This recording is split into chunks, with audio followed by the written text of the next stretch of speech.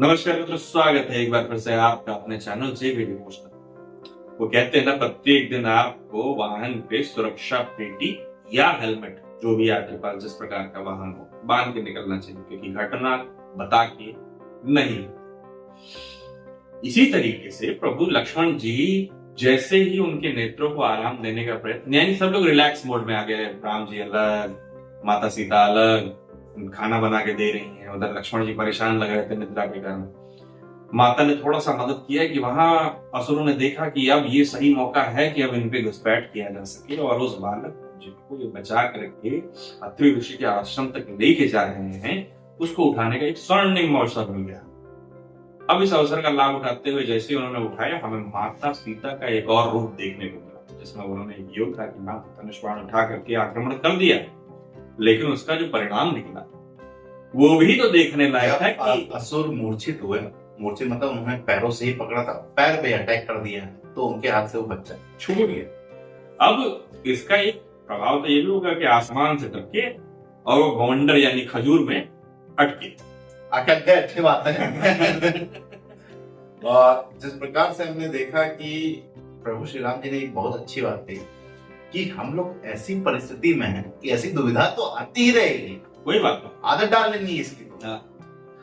चलिए फिलहाल देखते हैं शत्रुघ्न जी के स्वागत समारोह। उनके कार्यभार लेने, स्वागत समारोह नहीं कहेंगे, उनका कार्यभार उन्होंने लिया है। प्रजा खुश है कि चलो कोई तो कार्यभार ले रहा है। ये जिम्मेदारी लेना भी अपने आप में एक बहुत चैलेंजिंग टास्क है। शुरू करते हैं एपिसोड नंबर 136 पार्ट 2।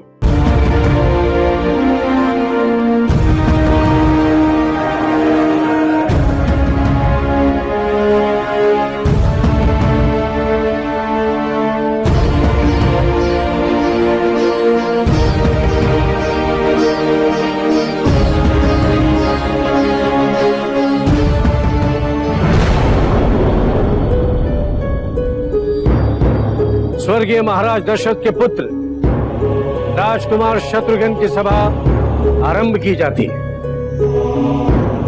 पहला अभियोग प्रस्तुत किया जाए।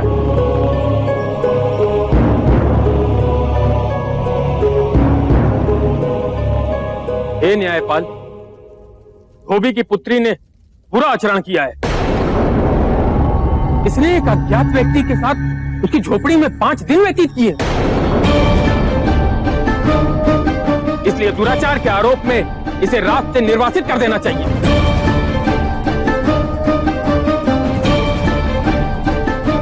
नहीं महाराज, नहीं, मेरी पुत्री निर्दोष है।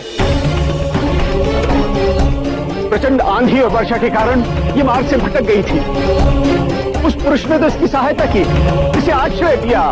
दशरथ नंदन महाराज, किसी स्त्री के लिए मान सम्मान से अधिक अपने प्राण प्रिय कैसे हो सकते हैं? इस धोबी की पुत्री ने एक अज्ञात व्यक्ति के साथ घर से बाहर रात व्यतीत किया है, और यह अपराध है और यह दोषी है। इसे राज से निर्वासित ही करना चाहिए।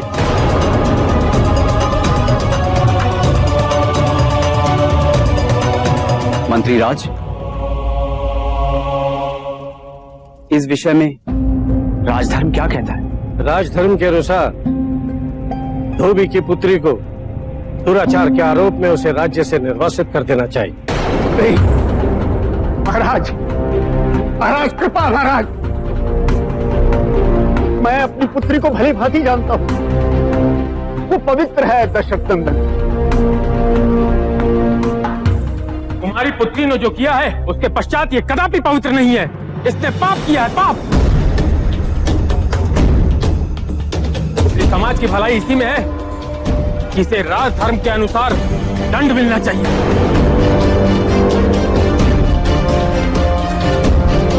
महाराज, यदि इस धोबी की पुत्री को क्षमा कर दिया गया तो ये एक बुरा उदाहरण होगा स्त्रियों के आचरण के लिए। अन्य स्त्रियां भी प्रेरित ना हो जाएं, कहें कि हमने अपने प्राणों की रक्षा के लिए मान मर्यादा भुला दी।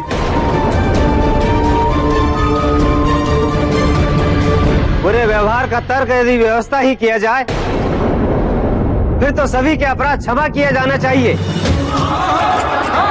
क्षमा करना चाहिए।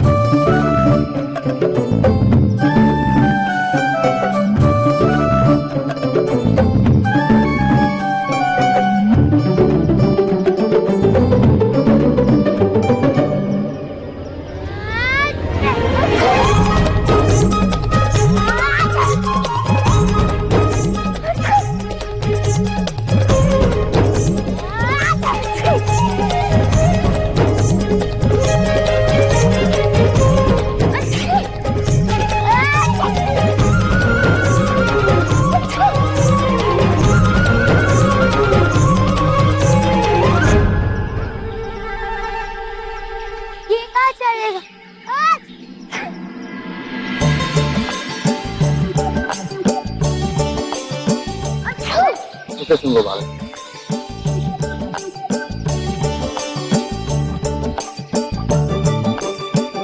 ये लीजिए।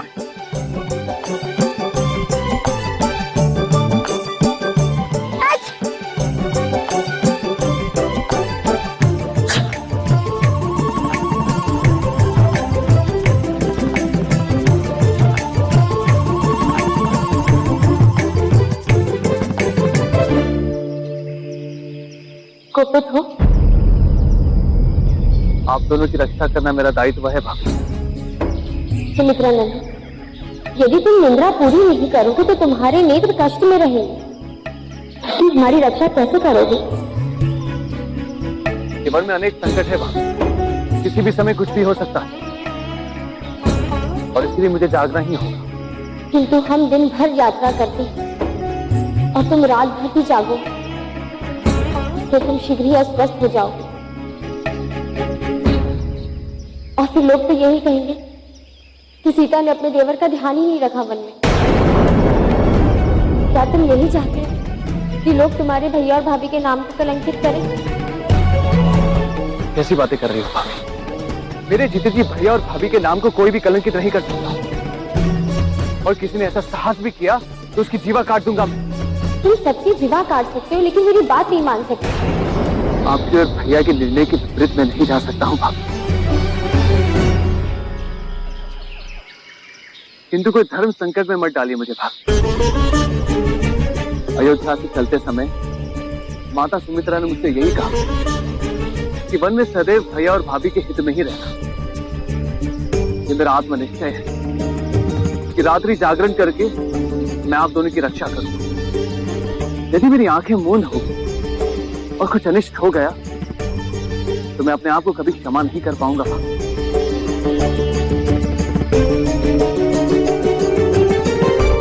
और इसीलिए आपसे विनती कि रात्रि जागरण की अनुमति दीजिए मुझे। और रही बात मेरे स्वास्थ्य की, तो मैं आपको वचन देता हूं जिसके कारण मेरे स्वास्थ्य में कोई हानि नहीं पहुंची। मैं अपने सिद्धांत और निश्चय के निर्वाह के द्वारा माता सुमित्रा के दिए गए वचन को भी पूर्ण कर सकता हूं। इसमें कोई बाधा मत डालिए भाई।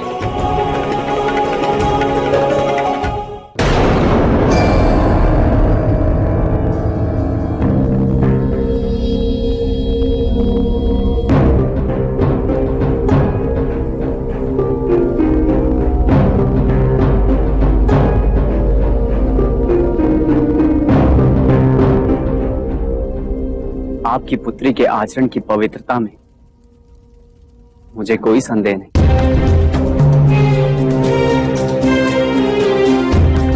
आत्मरक्षा के लिए किसी अज्ञात व्यक्ति के यहाँ आश्रय लेना किसी के बुरे चरित्र और आचरण की अपवित्रता का कारण भी नहीं माना जा सकता।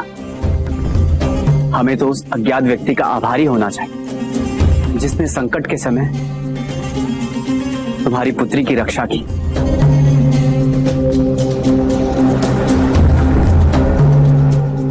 किंतु राज्य के व्यापक हित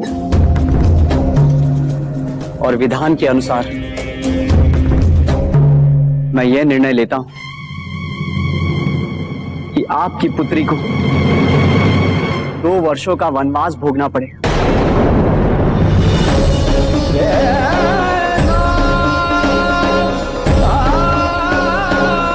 नहीं दशरथ नंदन, ये उचित नहीं, कदापि उचित नहीं। इसे देखिए, ये तो भी बालिका है। इतनी छोटी आयु में 2 वर्ष वन में कैसे काटेगी दशरथ नंदन? मुझ निर्धन पर कृपा कीजिए, कृपा कीजिए। वनवास की अवधि पूर्ण होने तक उसकी देखभाल और सुरक्षा का दायित्व राज्य का है। वन में इसे किसी भी प्रकार के संकट का सामना नहीं करना पड़ेगा, ये मैं आपको आश्वस्त करता हूं।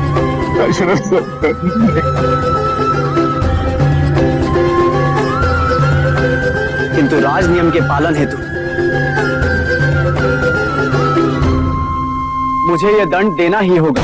दशरथ नंदन, 2 वर्ष का वनवास नहीं, ये मेरी पुत्री के साथ न्याय नहीं, एक निर्धन के साथ अन्याय है, अन्याय, अन्याय।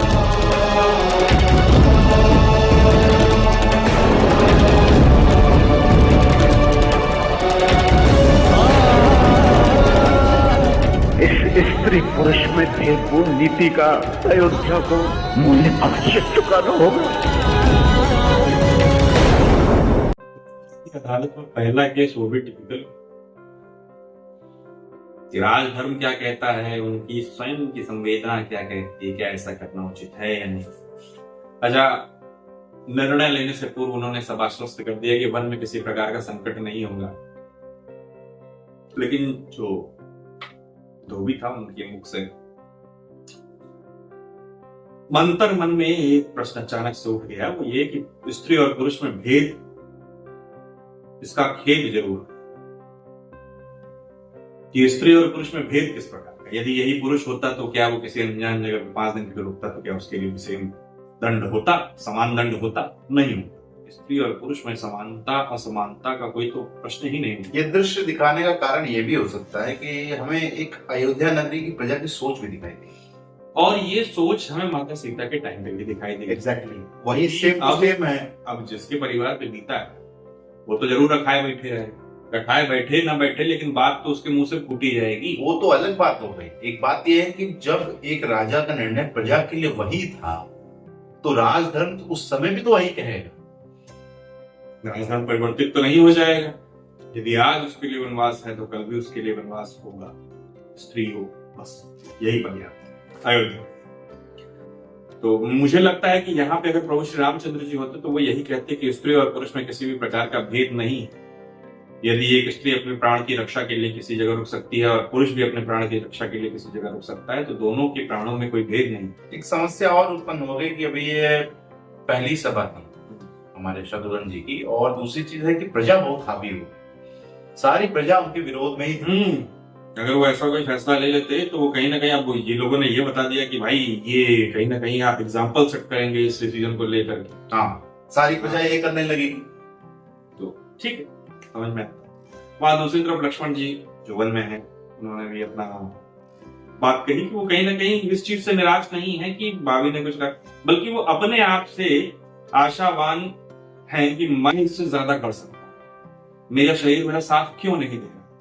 वो इस चीज के बारे में चिंता। भाभी से उन्होंने ये भी कह दिया कि जो वचन मैं निभाना चाहता हूँ वो मुझे निभाने हैं। तो मैं आपको ये भी वचन देता हूँ कि उससे मेरे स्वास्थ्य पे कोई हानि नहीं, लेकिन ये मैं करना चाहता हूँ, इसमें कोई भी बाधा उत्पन्न मत कीजिए, मैं आपसे अनुरोध। चलिए फिलहाल मित्रों आज के लिए ये एपिसोड समाप्त। शीघ्र ही मिलेंगे राधे राधे। तक के लिए। राधे राधे।